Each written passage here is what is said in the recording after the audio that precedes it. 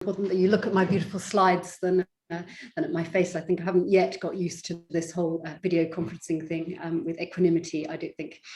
Thank you very much for coming along today. This is by no means the last word on publishing and editing multi-authored volumes. It's my personal perspective sort of augmented by various experiences of working with lovely people like Onur, Nicholas and William, who've kindly agreed to join us. And I just take you through some of my thoughts on the process. Could we have the next slide, please, James? Okay, I don't think we really need this one because this is just the synopsis of the event from the ASCH website, which presumably you all read, and that is why you're here. Just a tiny introduction of the White Horse Press, of whom you may or may not have heard. I'd like to think that our fame has penetrated all corners of the globe. In case not, we're a small, very small, family-owned and run independent scholarly publisher of books and journals on environment, history, and society. I tend to say that this is our specific niche. You might also say that it covers pretty much everything there is. You can find out more about us by following the links to the socials here and having a look at our website as well. I'm very happy to send copies of this PowerPoint out to all attendees afterwards. So if there are things like links, you'll be able to find them easily in one place. The pretty pictures here are just some of the many edited collections that we've published in the last 10 years. Can I have the next slide, please, James?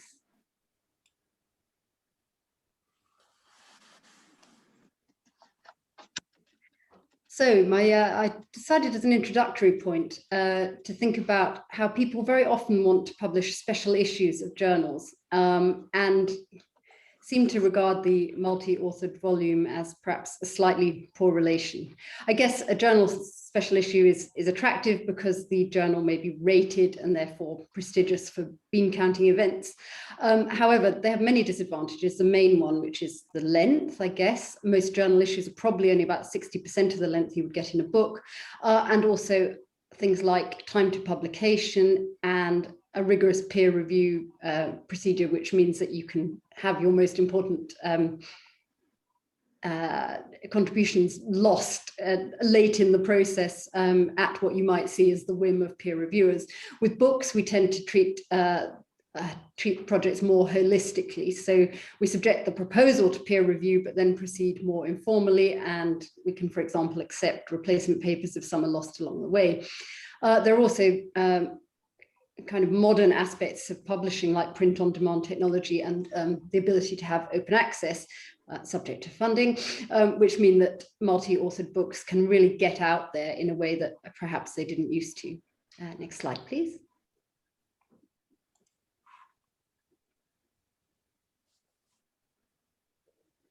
So I've added my tips garnered from years of wisdom. It's very important, I think, right at the outset of what you're planning to do, to think about what you want the publication outcome to be. Most edited volumes emerge from things like workshops and conferences, which are great opportunities for collecting papers and meeting people, but often they can result in unfocused proposals. Papers can be very disparate. People have produced them independently, and then if a volume is projected after the event, it's hard to tie the papers together. There might be numerous papers in the frame at the start, and then some get lost along the way. So my top tip here would be to circulate the idea of an edited volume before an event. So papers are created that actually speak to the theme of your volume. It's easier to encourage these ties before people have done a lot of work on writing something.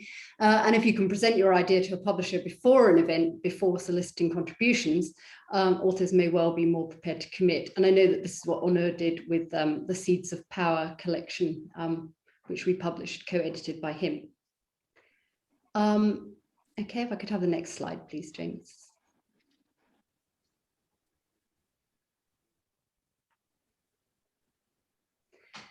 Planning. Commitment is a word that strikes fear in hearts for many, many reasons. It can be a real pitfall with multi-authored volumes because the publication process inevitably stretches out for longer than you hope it will do.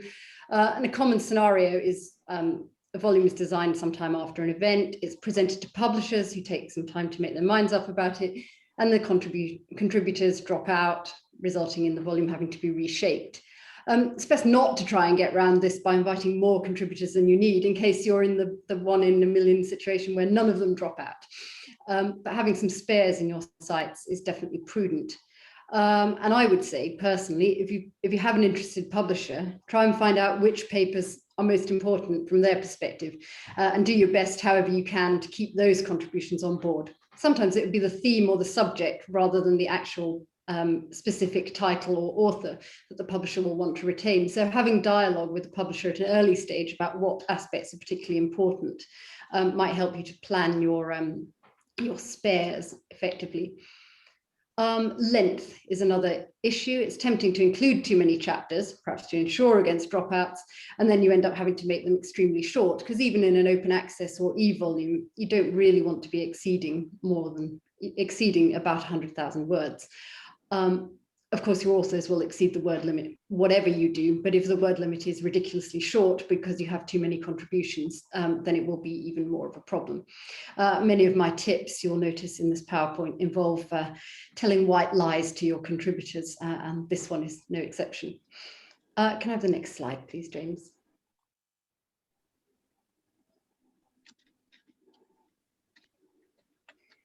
Various aspects of the publishing process that you may not have thought of beyond selecting and combining articles and writing your own introduction are some of the more technical things, like working with authors to fulfill publisher requirements about copyright transfer, permissions for images, things like maps.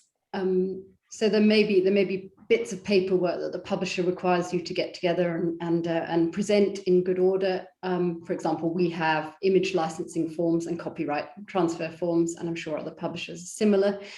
It's good to think about maps early and in a coordinated manner, because a volume will look much better if all the maps look broadly similar, for example. The publisher may or may not be able to help you with this. Generally, because we're lovely at Whitehorse Press, we do.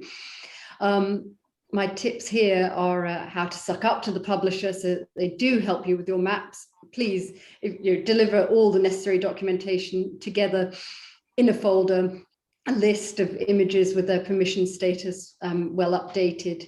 These kind of things bring joy to my heart, although I still don't ever seem to be able to find what I want. Nick may remember various toing and froing about images in his recent volume, but you were impeccable, Nick, in your documentation. Another thing on images in general, if you can ask authors to use their own or public domain images rather than something they've just randomly stolen from someone else's article, it will definitely ease the process both for you as editors and for the publisher in terms of getting copyright and image licensing issues sorted. Next slide, please. Thankless editors' tasks number 42 is trying to harmonize contributions to the publisher's house style, especially if English is not the native language of the author or the editor. Conveying the publisher's style guide to authors as early as possible and attempting to insist that authors make their own revisions are great ideas in principle. Of course, you will discover that some authors simply don't do it and you end up having to do it yourself at the last minute. So be sure to factor work like this into your schedule. Again, perhaps not divulging the true deadlines to your contributors would be a helpful tip here. You'll normally agree a delivery date with the publisher and of course try to meet it, but delays will inevitably arise, especially in the sort of cat herding process, which is producing a multi-authored volume. So I would simply say here, communicate all the way with the publisher, ask for extensions in advance, explain delays, and you'll generally find a sympathetic ear. If you go silent, that might be less the case. Next slide, please.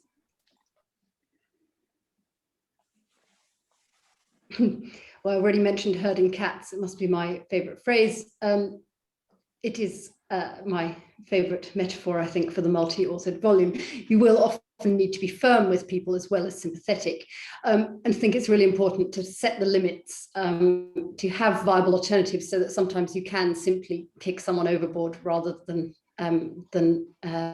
trying to go on in a situation which isn't working.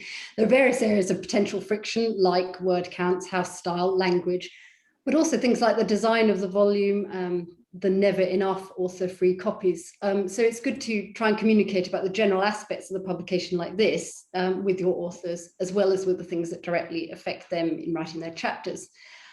You'll probably also fall out with all your co-editors, as well as the authors. It's normal, I think, for one editor to do more work for no greater share of glory. And often this is for pragmatic reasons. There are good reasons to have sleeping or napping editors who lend prestige, but perhaps do a little bit less donkey work.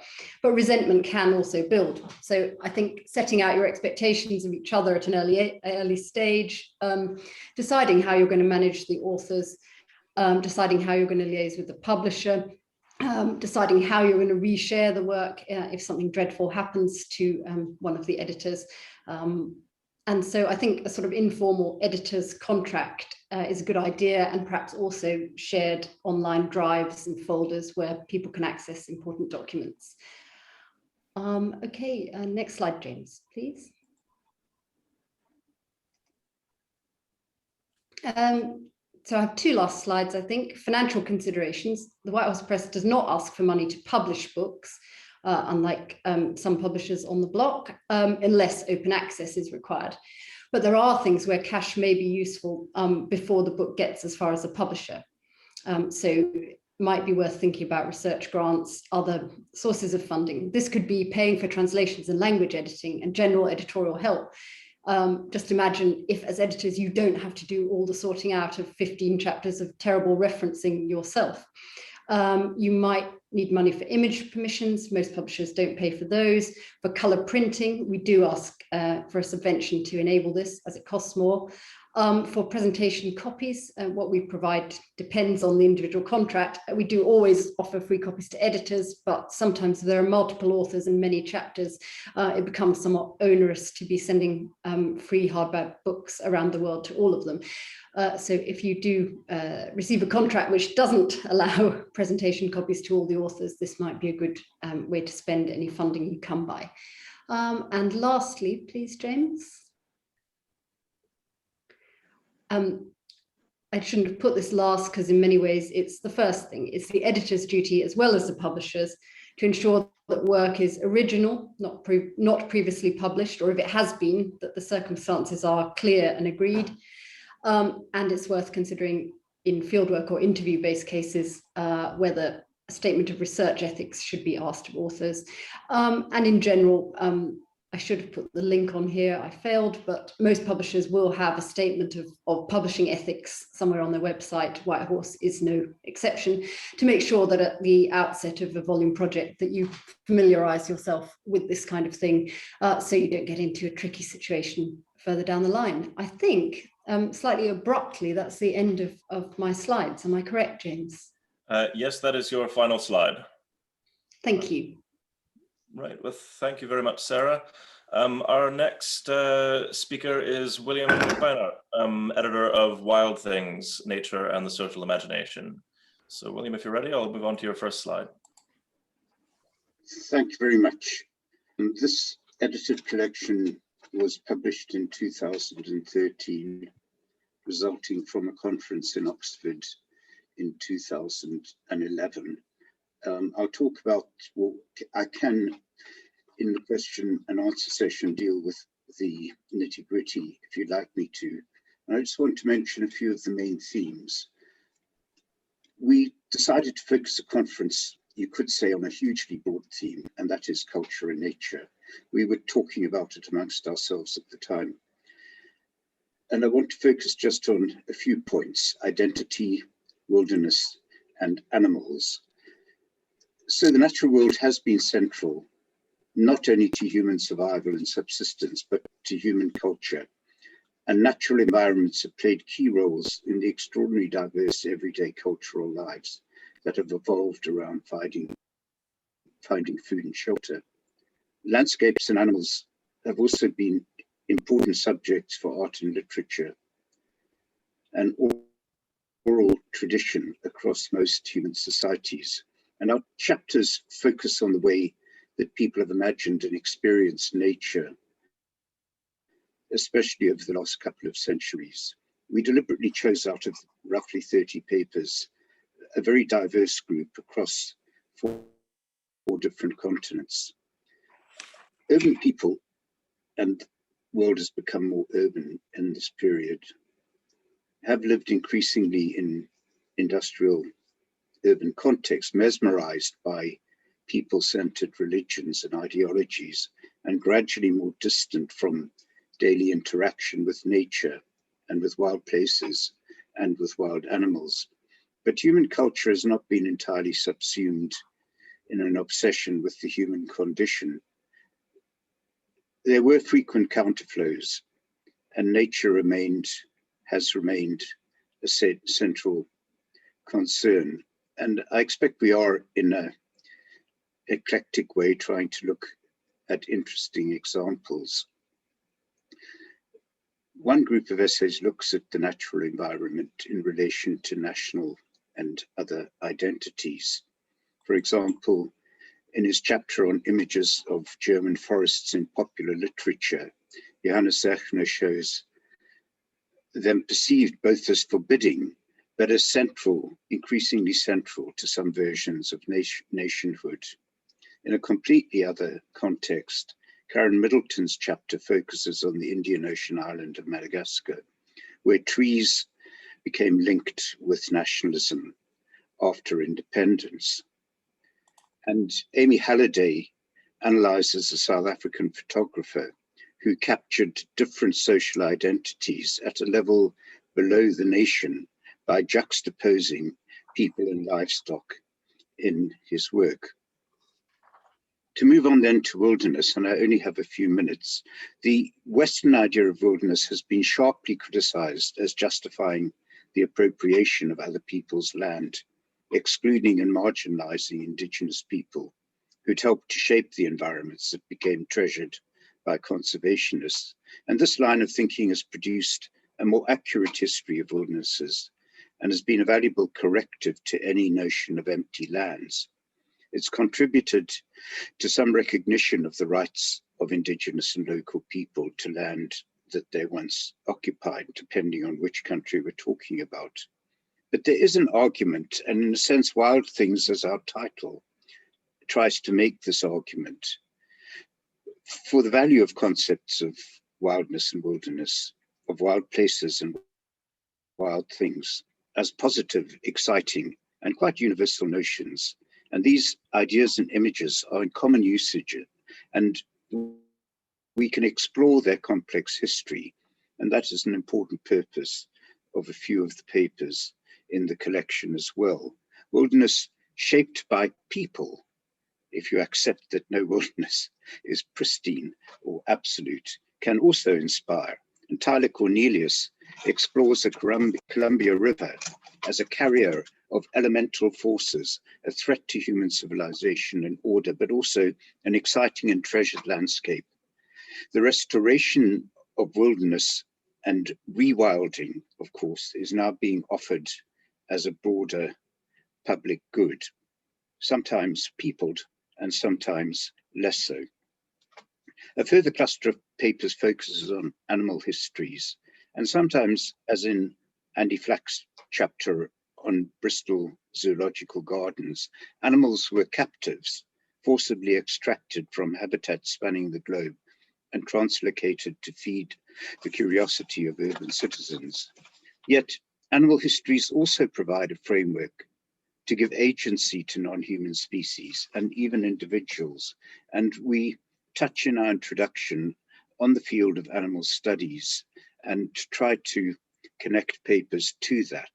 The paper that I did for the book, which is going to go into a belatedly as yet unpublished book, explores the way that animals became actors as well as game in Hollywood films made in East Africa after the Second World War. And there are pictures of Ava Gardner, who starred in Magumbo with a small giraffe, and Katharine Hepburn, who starred in The African Queen and was much involved in hunting. So our chapter suggests the diversity of social imaginations about nature, and that this has not diminished in urban society, it's taken new forms. In particular, new technologies, and especially visual technologies, have multiplied the ways in which humans can see and interpret the natural world, even when they have very little direct experience of wilderness or wild animals. Imagined wilderness can form part of modernity and protect something of a world that stands a little apart from the all-consuming human dominance. In sum, it's important that we discover how humans have imagined nature and think about new ways of doing so as a route to creating space for other species and a natural world. Thank you very much, William. That's brilliant. Our next speaker is Nicholas Breyfogle, editor of Place and Nature, Essays in Russian Environmental History. Nicholas, if you're ready, I'll move on to your slide. Wonderful. Sarah, thank you so much for organizing this panel and for inviting me to take part. I was part of, well, I'm going to take a slightly different approach than William just did in terms of kind of what I'll say in my presentation. So you can see from some of the covers on the screen, I've worked on a variety of different edited books. I'm a bit of a glutton for punishment, I guess, in that regard. And I really quite love the process of doing these works. Just finished the book that I believe will probably be on the left of your screen, Place in Nature, which is a book from White Horse Press that just came out this February. And so I will highlight that one in particular. But I wanted to kind of talk a little bit about, I think some of the themes that Sarah pointed to at the beginning, but to kind of look at them from the editor's perspective and to think a little bit about why do an edited book, the importance of picking the press, and the kind of a few tips about what I've learned having done several of these books about the process. And just to kind of lay out, I guess, you know, my experience for whatever it's worth. The question of why is an important one. I mean, edited books are marvelous experiences, but are hard work. They're sometimes hard to find a publisher for. There's sometimes the sort of abandoned stepchild of the academic world, in the sense that monographs, very highly valued, edited volumes less so, despite the fact that a lot of work goes into them. And so the question is, to a certain degree, why engage in all of these? And as I'm sure was clear to just about everybody, I mean, one of the reasons to do these works is the ability to bring together or to create a project that's simply not possible to do alone. You know, history in particular is a very solitary type of profession. We publish individual authored papers and monographs. We're not used to the process that we see, for example, in the sciences of collaboration and this sort of thing. And yet, there are limitations to all of us in terms of what we can achieve. And so the ability to put together these kinds of edited collected works is an extraordinary opportunity to be able to create something that we simply could not do alone. And in that sense, I think it's really essential. It strikes me as particularly essential in fields like environmental history that are thematically based, that are immediately and fundamentally comparative, so that we can look at lakes across the planet and across time. We can look at images of nature and animals across place and time. We can do all sorts of things that we probably couldn't do alone. And so, you know, it strikes me that these books are important in general in history, but particularly important in fields like environmental history.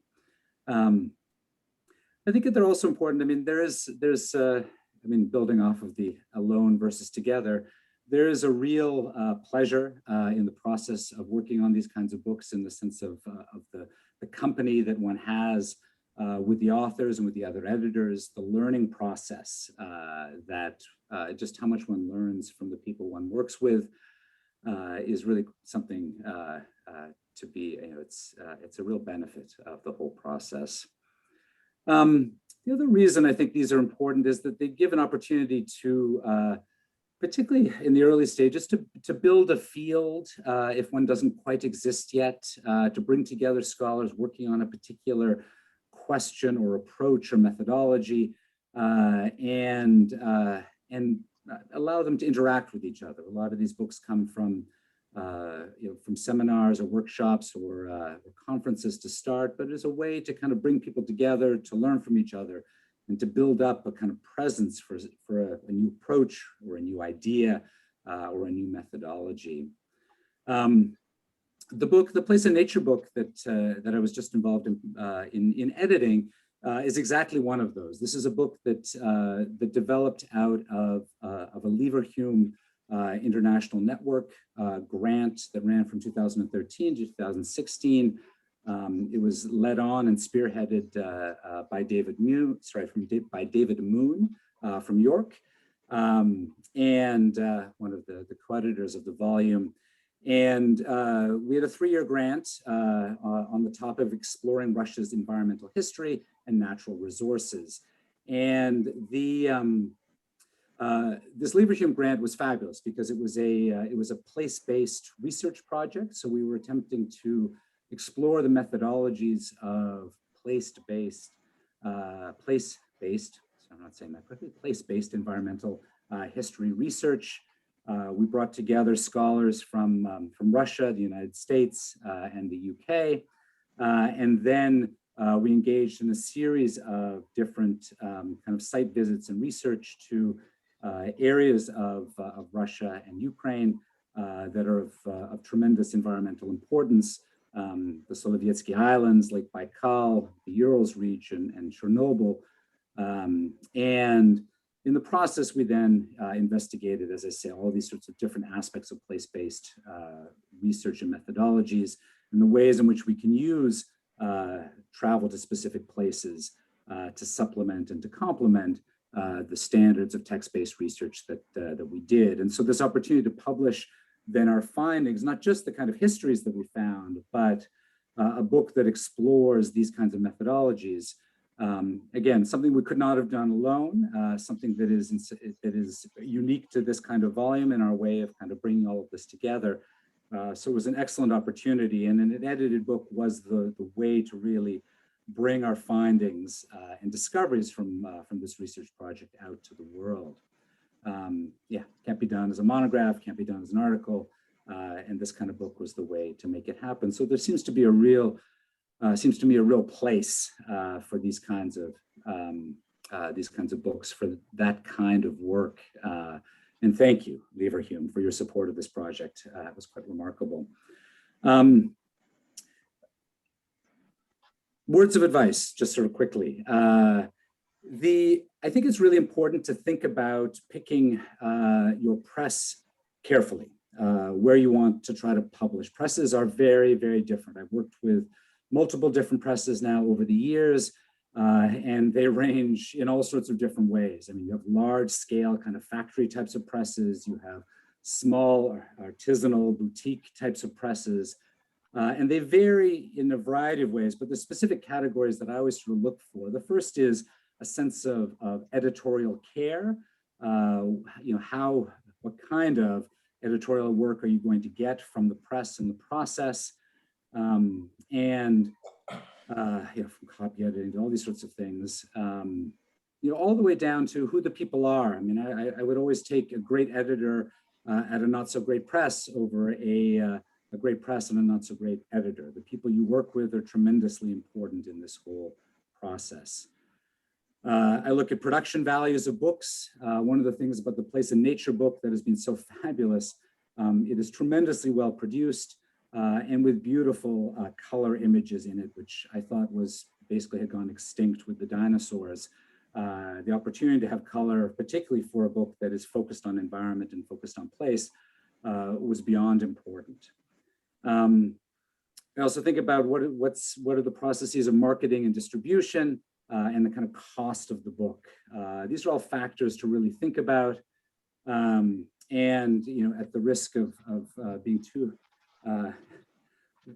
too sycophantic, but I really want to highlight Whitehorse Press for the extraordinary work they did in terms of editorial care, in terms of production values. I mean, this book, for us was just beautiful in how it came out, and working with Sarah and the whole team there was really a really remarkable experience and one of the great pleasures that I've had. So let me give a shout out, as they say, for the press for that work. So those are factors that I always look at as I'm thinking about where to place a press. And of course, just what the focus of that press is. Whitehorse Press does environmental things, other presses do not, and to kind of think about these kinds of questions. And then in the process, I always advise people, one wants to choose wisely the authors and chapters, one wants to choose wisely one's co-editors. As Sarah says, it can be hard work sometimes working with the authors if they are not doing the things that they're supposed to be doing. And I've been very lucky to work on all of these books with tremendously good other co-editors. I have not had, happily, the falling outs that Sarah warned against, but I can see how those would happen. I do know the experience of different editors carrying different weights of the work at different times. That's sort of natural to the work cycle. And then otherwise, I always suggest go in with a tremendous amount of patience. You only move as fast as the slowest link in the chain. Go in with an attention to detail, because stitching these different chapters together requires that attention to the minutia of commas and semicolons, and a willingness to work hard to make the work of other people much better. We spend most of our lives as historians working on our own work, but one of the great, I think one of the really interesting but important aspects of working on an edited book is focusing so much of your time and yourself and your energy into making other people's work even better than it might be through the editorial process. And so it's something worth realizing, that the degree to which one gives of oneself for the benefit of others, which is great. And one learns a tremendous amount in the whole process. So my thoughts and ramblings for the sort of tuppence that they're worth. Thank you again. I appreciate the opportunity to speak today. Nicholas, thank you very much indeed, and thanks for your kind words about the Whitehorse Press. Our next speaker is Onur Inal, editor of Seeds of Power, Explorations in Ottoman Environmental History. Just briefly before moving on to his slide, I believe that Onur plans to talk for a little bit and then open out to some questions sort of during his segment, and then we'll open out more broadly sort of at the end of his segment. I'm not quite sure how that transition will work, but I'm sure we'll manage between us. And so without further ado, please welcome Onur Inal. Thank you, Sarah, for organizing this roundtable discussion. Thank you, James, as well. I am an environmental historian of the Ottoman Empire and Turkey, and broadly the Middle East, and the editor of Seeds of Power, published 2 years ago by the Whitehorse Press. So 10 years ago, I wrote an article, a review article, and I defined environmental history as a fledgling subfield of Ottoman history, which was not wrong at all, because the number of environmental historical studies focusing on the Ottoman Empire and Turkey and the Middle East was remarkably limited.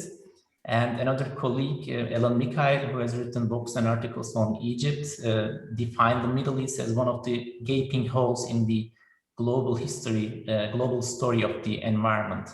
So the idea to publish an edited volume arose from my desire and interest to fill in this gap, but also to bring Ottoman environmental historians together. So I think I did my contribution, and well, environmental history is now a growing field in Ottoman and Turkish studies. So Seas of Power, it's the first edited volume in Ottoman environmental history, although monographs have appeared in the field for the past decade. And the origin or the starting point was a workshop I organized in Hamburg in Germany in 2017. And before I organized the workshop, I had the idea to publish a volume. So fortunately, I met Sarah a couple of months before the workshop at the ESEH conference in Zagreb. And we had a small talk, and I also didn't know much about how to proceed and how to publish. So, and she told me just send a proposal, and I sent a proposal, and then it worked. So my own experience as an editor, so it took about, after the workshop, it took about 1 year, one and a half year to publish the volume or to go through the process. And in the book, there are 11 chapters, 11 papers, so including my paper and my co-editor Toyo's his paper. So we brought 11 people together, and this was the first book I edited. But in the same year I edited 2 more books. So it was kind of a coincidence because I was working on different projects. And the second book, not exactly environmental history, but it's at the intersection of environmental history, political ecology, and geography, again focusing on Turkey. The title is Transforming Socio-Natures in Turkey, Landscapes, States, and Movements. And the third book has a German title, Türkei Forschung im deutschsprachigen Raum, so it can be translated as Turkish Studies in German-speaking countries. I edited the volume with 4 German-speaking colleagues. So in these 3 projects, including Seas of Power, so I worked with 3 different publishers and 6 co-editors, and I think 30 or even more than 30 contributors. And well, I gathered valuable experience, and I learned a lot from these processes. So it was, most of the time, it was fun to work with people. And most of the time I enjoyed the processes, and it was fun to create something with a team. And the advices, most of the things I wanted to say, Nick and Sarah already said, but what I can perhaps add that the communication is also important, to communicate with contributors, but also with the press, with the publisher. So it is it's important to understand the instructions, and then to convey these instructions to contributors, because it's possible that some of them will misunderstand or miss some of your instructions. So keep emailing them, but also emails are important, but also in-person meeting or a phone call, or now we are in the Zoom age, so to have a Zoom call, Zoom meeting. And also keep in mind that academics are busy, so some of them will not respond for days or weeks. So keep asking or writing them, nagging them. So, and it's also important to remind the people of deadlines. Some of your contributors are going to submit late, some of them by weeks, maybe by months. And therefore, it's important to include a buffer space in your timeline, a couple of weeks or 2 or 3 months.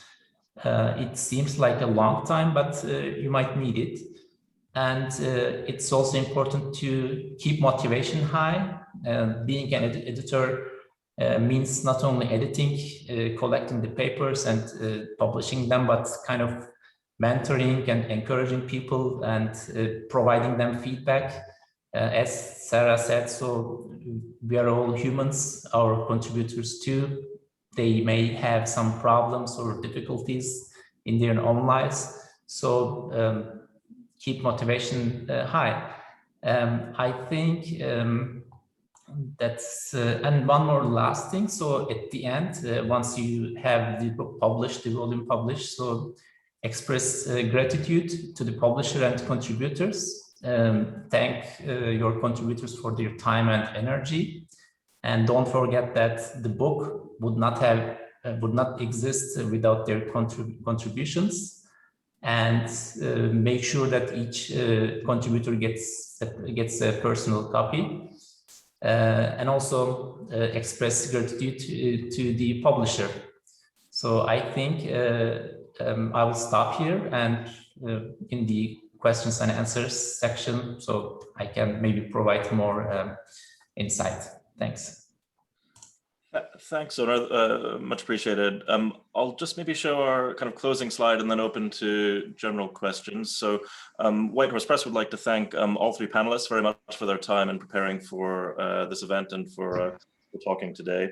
And we'd also like to thank ASEH for hosting us today and for all the work they're doing to organize activities this week. It's really much appreciated. So again, there were a couple of people who joined during the call, so may not have heard my initial announcement. We're going to use the chat stream as a way to organize questions. I see one person has already posted something. You can, if you wish, type your question out, but otherwise you can just post your name if you like, and I can call people out and you can speak verbally on the call if you wish. If you're doing that, remember that almost everyone is muted at the moment. So if you remember and you want to speak, then you'll need to unmute yourself. But I'm happy to relay questions from the chat in any event. Just stop this. So we're now on a more general call, and the first question is from Brian Leach. He's written the whole. He's written this question out, so I'll just read it out. Brian says, I appreciate the panelists' comments about collaboration. My favorite edited volumes are ones where it's clear that the pieces are truly in dialogue with each other, that they don't.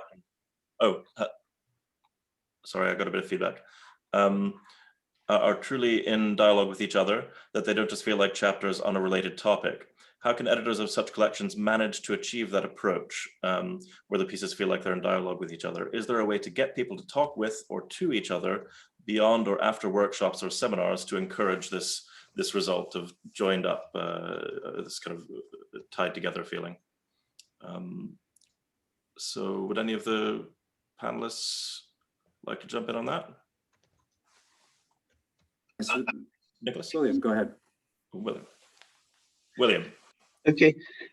In the volume that I'm referring to in this discussion, Wild Things, we didn't really do that. And it may be that, although it hasn't really appeared in the reviews, that the collection is a bit disparate. In certain ways, it was intentional. In other words, we wanted to spread around countries and topics. We wanted to create something which was quite eclectic. And to try to subsume global environmentally related culture in a very clear theme was going to be very difficult. And writing the introduction for that reason was challenging. And I found it very interesting to do because it took me with my colleagues to places that I wouldn't normally go. But in a recent volume, which is around an area of closer speciality, it's called Land Law and Chiefs in South Africa. We had 3 workshops along the same theme, and each one narrowed down in relation to the number of people. And we really did choose the papers to interconnect, and it's a very, very directed, edited volume, which for that reason, we hope makes an impact in the particular sphere it operates. And so the answer is yes, just get people to meet, or now that we all meet on Zoom all the time, it's in certain senses easier. One can continue a Zoom or similar conversation, but it depends what you want to get out of the edited collection as well. Thank you very much, William, for that. David Moon, I would like to make a comment. David, would you like to go? Yeah, just a quick comment building on something both Sarah and Nick spoke about. So I would like to echo Nick's comments, thanking Sarah and the team at Whitehorse Press for the very high quality The Place in Nature book, which we were delighted with. Nick commented on the colour photographs and also maps.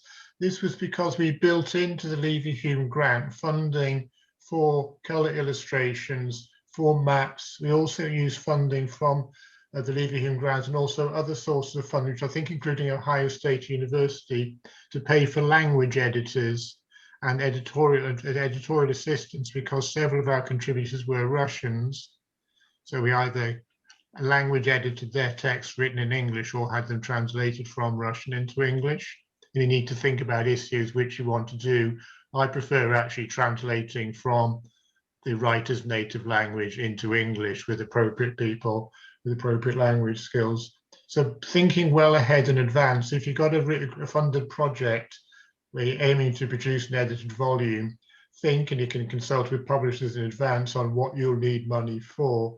Next to The Place in Nature on my shelf, I have another lavishly illustrated edited volume funded, which was part of a project funded by the Arts and Humanities Research Council, where we did the same thing. So the colour illustrations were a result of external funding. Obviously, publishers can't possibly cover this out their own costs. So planning ahead and thinking about what you can get funding for. And you can always ask. There's no harm in asking funders. The worst thing they can possibly do is say no. Thank you very much. That was it. Thank you very much, Nick David. and I and Alexander did not fall out. I thought you worked very well together as a team. So thanks to Nick, and Alexander's not here. Thank you, David. That's very interesting. Do any of the panelists want to respond to that at all? If not, there's another question in the queue. Sarah, you look like you're... Oh, Sarah, you're muted. Sorry. No, how many Zoom calls have I been on in my life? I still can't figure out that I'm always muted. Yeah, I just wanted to thank David for that intervention, because when Nick was talking about the beautiful colour illustrations in Place in Nature as being a sort of marvellous thing about Whitehorse, I did have a pang of guilt. I promise I did, because I know that and we were very grateful for the funding from the Leverhulme, and indeed it would not have been possible without the Leverhulme. So I just wanted to clarify that I wasn't attempting to take credit for those.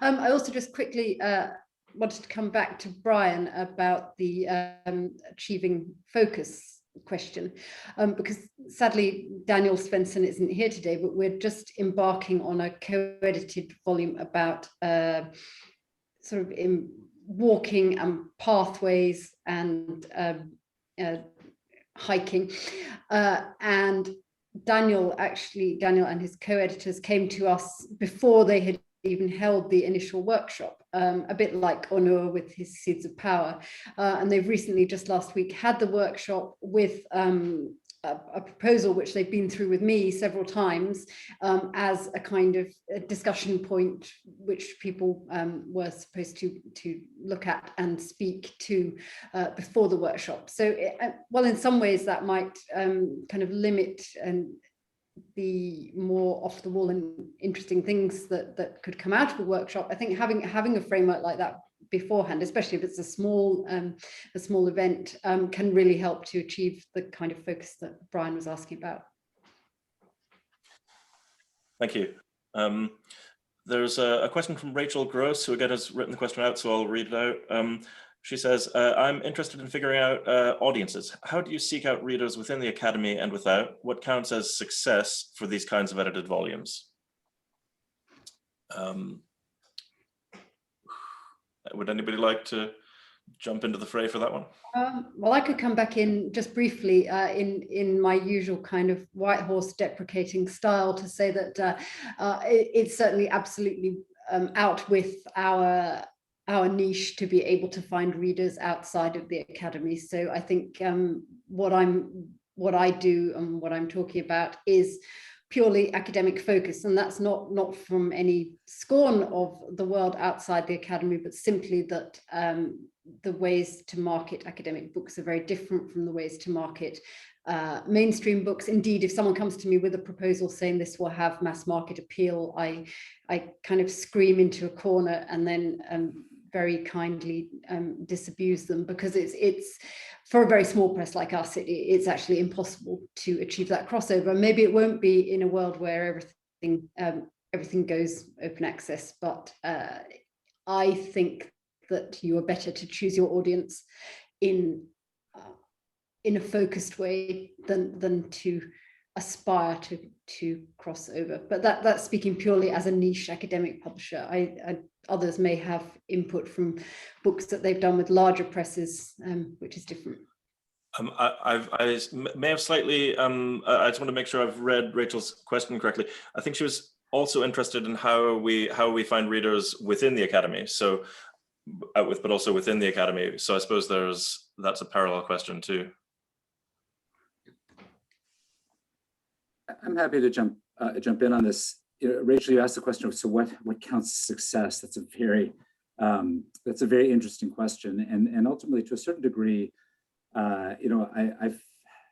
there's a great sense of success in just finishing the book, and in the sense of being able to put these things together, and that's I think not the success you're thinking about per se, but the creation process, for me at least, has been a big part of what I see as the kind of success of the project, is bringing it all together and seeing it through to fruition. In terms of kind of reaching audience and reaching readership, I think that these are the kinds of things that are to a certain degree come out a bit from the sort of techniques of general marketing, right? How do we so partly different presses work in different ways to publicize a book, and that's really helpful. I think getting books reviewed in a wide range of different types of journals, whether other academics are sort of looking and sort of getting a sense out there. I think going to conferences and presenting about the work that you're doing helps to spread the word in that way. And I also try to be thoughtful about reaching out to people in the field who I think will be interested, but also the types of people who who might cite the book in their next article. And if it gets cited in several places, then you start to develop that kind of word of mouth almost kind of steam, and that helps to build an audience. And what I always hope is that down the road, people come to this book or any of the others as a place of reference and a place to cite, and this is the book that deals, this is the standard go-to book in that kind of in that topic. And so just trying to build that kind of audience through that kind of word of mouth. I mean, obviously, these days with social media, with Zoom, it's easier to reach a wide range of audience actually quite quickly, and a global audience in a way that was much more difficult in the past. And so none of us, I don't think, are trained in these kinds of marketing techniques, but there's lots of websites with these are the 10 things you should think about that are actually remarkably helpful for folks like us. And so, my dream is always that, the books that are produced, going back to the success question, my dream is always that this becomes a standard on people's shelves, a standard in people's footnotes, a standard place that they go to when they're interested in these topics. Sometimes that happens and sometimes it doesn't. But that's sort of always the hope, I suppose. Thank you, Nicholas. William. If I could come in here, it's interesting as well in relation to journal publishing. I've been involved with the Journal of Southern African Studies for many years, and early on we decided to focus quite heavily on special issues. And the critical thing about that was that one could gather together papers that were opening up new areas and explicitly innovative approaches. And that seemed to be very successful. So I think the key thing, really, if you want to have a successful edited collection, is to bring together people who are trying to, as I say, often explicitly develop new areas and new ways of thinking in particular fields. I think the geographic element is also important. Wild Things, sadly, hasn't done very well, despite the fact that it has the broadest range of geographic coverage of anything I've done in relation to edited collections. The two that really have done well, one was on segregation and apartheid in South Africa. Well, it was an important topic at the time, and it just so happened that there was a cluster of material coming out which captured new ways of thinking about segregation. And the other one was called Social History and African Environments, which I did with Joanne McGregor, which came freshly from a conference and really tied together African environmental history, or themes in African environmental history. So, it's often difficult to know where literature is going and where fields are going. But I agree, and I think this is what Nick was saying as well, that if you can cluster together innovative papers around particular fields, and sometimes they work because they're not too ambitiously broad, and that's been my experience. It also makes it easier, I think, for the publishers to market. We're so dependent on library purchases, and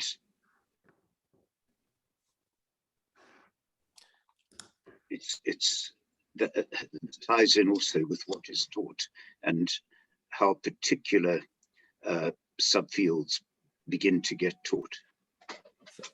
Thank you, William. Thank you very much. There are a few more questions which have come up in the chat stream. Rachel Lutz has a question regarding what formats for editing author papers have worked best. Editing the book herself and wants to do a workshop and trying to come up with a format that is functional but not too burdensome for authors, as a way to get kind of mutual feedback, not just feedback to her as editor. Does any of the panelists have thoughts on that in terms of the format for editing papers?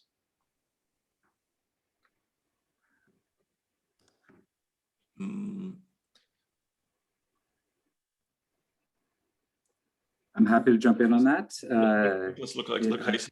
Nicholas, you're first. It's a really difficult question. I'm not sure that there is a single right answer to that question. I've tried a variety of formats, some which have multiple stages where you have groups of people from the workshop who work together to edit each other's papers, and goes through multiple stages, and that can be onerous. It's onerous on the editors. It can be onerous on the authors themselves. If we're going to do that format, I try to make sure that that's clear up front, so that anybody joining up in the process knows what they're getting into, and sort of setting out a set of stages right from the very beginning. Or one just works kind of one-on-one with the editors and the author directly. They each have their pros and cons, and it's the balancing of the fact that there's only 24 hours in the day, and despite all our best efforts, and so the best case scenario is to do multiple rounds of kind of collective editing, but that also requires a time commitment that is often unrealistic, and that certainly produces the best types of books, and certainly produces, the question from Brian at the beginning, that really brings integrated books and really thoughtful books where each of the chapters has benefited from the input of all of the other participants. But yeah, there's often not enough time for that. And then just having a setup where editors make very clear to each individual author what the hope for is in terms of kind of edits, and work with them individually. That's less time consuming for authors. And I think probably a little bit less time consuming for the editors as well. Thank you very much, Nicholas. There's another question from Brian, actually, possibly mostly for Sarah. Brian loves edited volumes, but he's read a blog post and he's put the link to the post in the chat stream there, which implies it's now becoming common for publishers of edited collections to require authors to pay to republish their own work later. So if an author wants to reuse... Shall I jump on this one and Nancy's one, because they seem to be related, and they both seem to be kind of about publishing practice. So I wasn't aware that happens. That seems to me outrageous. So what we what we stipulated White Horse Press is that the copyright in the whole volume comes to White Horse Press. The author does sign their copyright to us, such that if another publisher wants to reproduce the essay in a volume, we are free to charge them to do that. That's very standard. It's one of the ways that publishers make money, but we absolutely would never charge an author to republish their essay in a volume either written or edited by themselves. And it actually shocks me that that is becoming practice. I'm going to have to look at this blog post, but I mean, yeah, I shouldn't be shocked, but yeah, it's certainly not something that we would do. The question of how you manage rights and compensation for contributors, I don't fully understand this. So in terms of managing rights, as I say, we do ask that authors assign the copyright in each essay to us. I mean, partly otherwise the volume as an entity is not copyrighted unless the copyright belongs to one entity, which is the White Horse Press. It's not so much really about making money from licensing, because we scarcely do, but it's easier if the whole volume is copyright to someone, and if you have multiple authors and multiple editors, it can't really be copyright to any one of them. Compensation, I don't know if that refers to this magical concept known as money. There's not much of that around here. Certainly, I wouldn't want anyone to think that anyone is ever going to make any money out of anything published by the White Horse Press. Perhaps it's different with other publishers, but maybe, yeah, I'm sorry, if you want to elaborate on the question, Nancy, please do. And James, I've just noticed the next, because I've still got the chat window open. Yeah. Shall I just take the next question as well, because it does again seem to be directed at the publisher. What marks an edited collection as successful? And I think in many ways there is a lot of crossover actually with what Nick and William were saying in terms of becoming cited in the field. So good reviews, lots of citations. Obviously, we hope that these translate into sales, and given that we're selling the kind of standard expensive academic hardback, we're talking about sales to libraries primarily. I can't really give a number of unit sales, but it's fewer than you would think. If we sell 200 copies, then it's very likely that that our time and effort has not been wasted. So it's seriously disappointing if an edited collection sells fewer than that, but yes, I mean, it's interesting. The university presses being under serious financial pressure isn't going to get an awful lot of sympathy from someone who is classed as a commercial publisher, despite being literally kind of 4 people working from their houses. The university presses are struggling desperately under their charitable status. But no, I do understand, obviously universities are under financial pressure, and therefore university presses are, I guess, what constitutes financial pressure when you're a large player in the industry is very different from what constitutes financial pressure when you're a small niche publisher. So I guess also their definitions of success and failure would be completely different. So, I mean, as Nick said, something along the lines of horses for courses, it very much depends on the press. Onur? Yeah, I will give an example from my own book, Seeds of Power. So it's being translated into Turkish, and it will be published next month in Turkish in Turkey. I think it's also a success to see the book translated into other languages, because environmentalist is quite international, quite global. We are working on different regions, and and translated books, they have the potential to sell more than the original copies, so in different languages. And I think it's also a success for the editor, for contributors, also for the press, to have the book in different languages, to have it translated in the different languages. So, yeah. Definitely, thank you. There are no more messages in the chat stream. I actually have one question for any of the editors who might wish to speak about it. I'm just kind of curious, how different are these volumes, these multi-edited, multi-author volumes? in your experience, how different does the final book end up being from your kind of initial conception of what you think it's going to be when you start out? Is it radically different, or do they stay mostly kind of on top, you know, true to the original vision? I think I've done 6 or 7, and also done quite a lot of journal editing, special issue included. And I would say that every experience is different. It's so unpredictable. And let me praise White Horse Press again. I mean, we had our conference in 2011 and published Wild Things in 2013. I think that's about the most rapid that I have experienced. It's quick.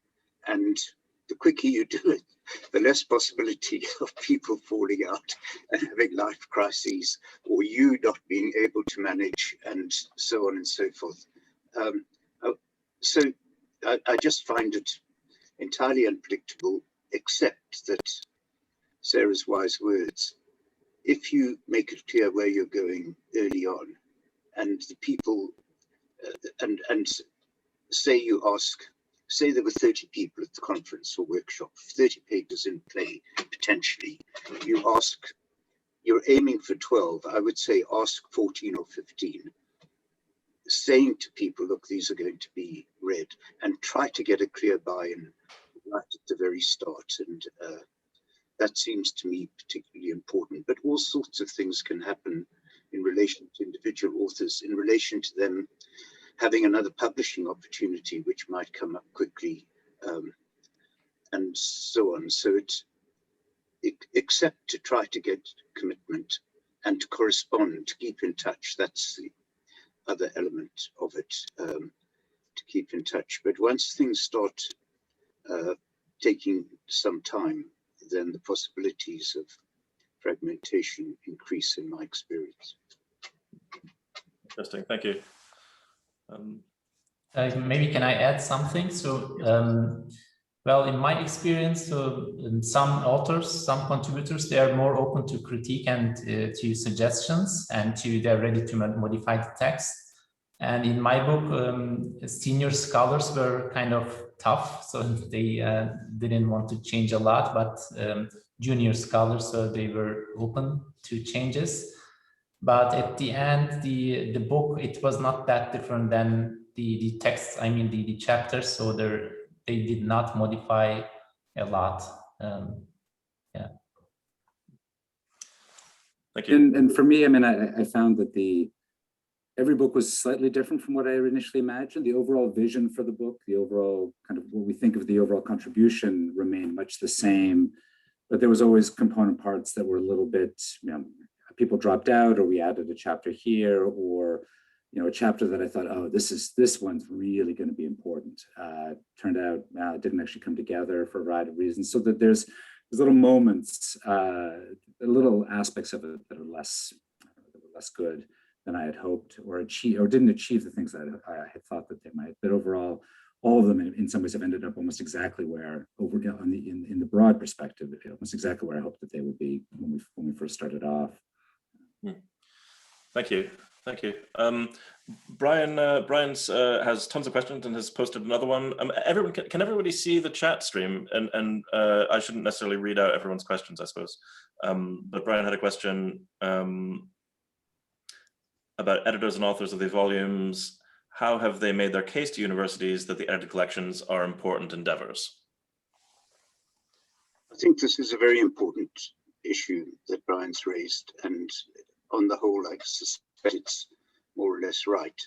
And having supervised a number of doctoral students and tried to encourage them to publish, it is intriguing that they often end up doing a bit more publication, in my narrow experience, in edited collections. And the reason is they're asked. They don't feel very confident at that stage of the career. They know that they should be publishing in big journals, but they know that that's going to be a formidable task sometimes, and that they will go through rigorous peer review. Whereas if they get to a conference or a workshop and somebody asks them, so I think the entry point into edited collections is sometimes easier. And this point was made also, I think, by Sarah, to say that there's more flexibility in a way.